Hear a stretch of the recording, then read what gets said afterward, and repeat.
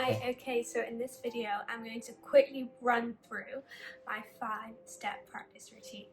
So if you haven't gotten your own copy yet, I'm going to leave a link below, or you can just message me or anything, depends why you're watching this, and you can get your own copy of the practice guide. Okay, so the first step of the practice guide is make sure to warm up with some scales or some fun improv, so some improvisation when you just have a bit of a mess around and have fun with it. So you just want to warm up your fingers, because if you jump right into your hard pieces, you might find your hands are a bit stiff, and we don't want that. So we're going to just warm up a bit, and sometimes, especially if it's cold, which thankfully it's not today, I even like to rub my hands together or to wash them under warm water just to get them loosened, flexible and ready for some work on the keys. Okay, so the first one is either some scales or some improv. So improv, I like doing with chords, so I'm going to do that a bit today. So here I've got a piece in front of me with a D major, A major and B minor chords, so I'm just going to have a bit of a mess around with that.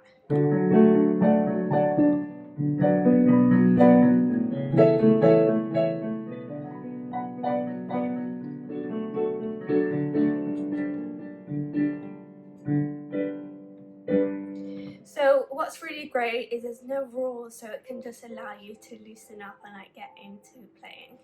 Okay, so the next step is I'm going to play through pieces. So play 3 pieces and note which parts need some extra TLC, some extra attention in the piece. So here I'm doing Never Enough from the movie The Greatest Showman, I think.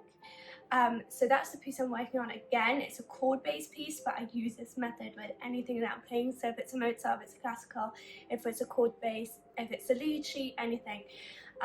So I'm going to go through my piece and then take out the parts that need more working.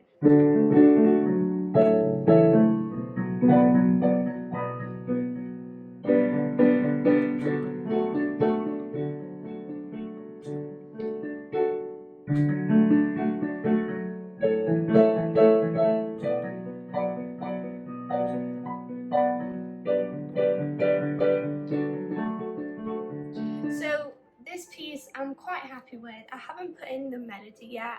I'm going to do that later on in the stage. If you're my student, you know how we do that. We do the chords and then we put in the melody. So I'm not up to that part in this song yet, especially then.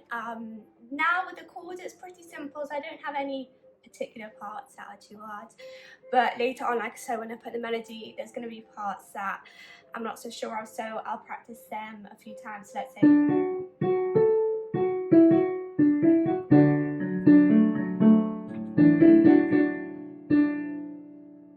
okay, so I'm going to try that.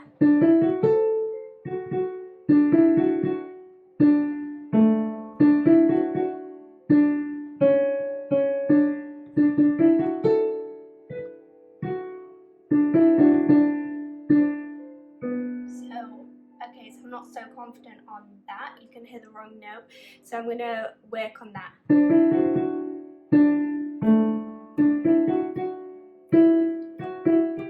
Okay, and so on. So I'm taking out the bits that need more working on, and then I'll put them together in the piece. So I'm taking out the parts I need more work on, and then I'm going to put it all together to have one good piece. Instead of having, you know, especially the beginning, we spend more time working on beginnings. Instead of having like the beginning really good and then some weaker parts, we're gonna, you know, take out those weaker parts, give them a bit of extra TLC, and then play through the whole thing and have a nice, well done piece. Okay, so the next step. So the next step is, if you play sheet music, make sure to play at least one song with chords as well.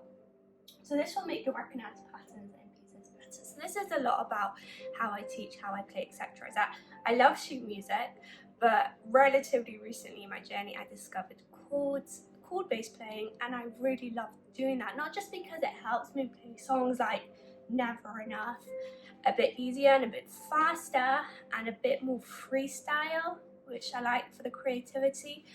It also really helps me with sheet music.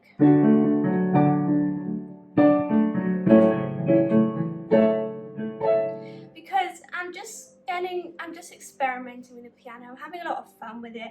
I'm trying out new things, and I'm getting to understand key signature scales more because I'm doing more work with them, if that makes sense. So instead of just knowing the key signatures theoretically from sheet music, because the key that's in, which means, you know, if it's C major, if it has black notes, what black notes.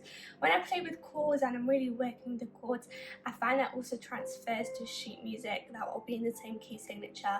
And if you look at sheet music, especially the Mozarts, and most sheet music, you'll find they have a lot of chord styles in it. So let's say, well, they'll even have broken chords. And I find that playing chords as well as sheet music really helps with recognizing the sheet music, which makes my sight reading of the sheet music faster and makes my process of learning the pieces a bit faster as well. Okay, so now the last step is play easy pieces or scales to focus and improve on technique. So obviously when we're playing a harder piece, we're going to really try and focus on getting the notes right, getting the different parts of it right, making sure to get the sound good and all the different parts right. So when we want to focus on something extra, in this case technique or anything, you want to do it with an easier piece. So you can do it with scales or a piece that you have mastered quite well and work on that. So let's say you want to try staccato, so you can do it on an easy scale like C major, so you can focus on that and so on. So I'm not going to make so many examples here because this really depends where you're up to, but the principle is that when you want to try a new thing, you want to do it on something easy. And I talk about that a lot with my students in my program, Piano Accelerator, but that's basically the gist of it. Okay, so I hope you liked this 5-step practice routine video. Hope you got some really good piano playing tips. If you're watching this on YouTube, make sure to subscribe. This is quite a new channel. I'm hoping to upload more videos. And let me know what else you want to see and if you found this really helpful. Again, if you don't have the practice guide yet, I'm going to leave a link here, or you can comment and I'll give it to you, and I'll see you in the next one.